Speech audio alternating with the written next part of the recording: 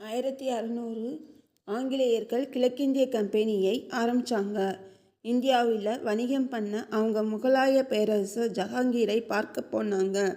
முதல்ல 1608 captain Hawkins போனார். ஆனால் சலுகை கிடைக்கல. அப்புறம் 1615 சர் தாமஸ் ரோ போனார். படத்தில் இருப்பவர் சர் தாமஸ் ரோ. அவருக்கு ஜஹாங்கீர் சலுகை கொடுத்தார்.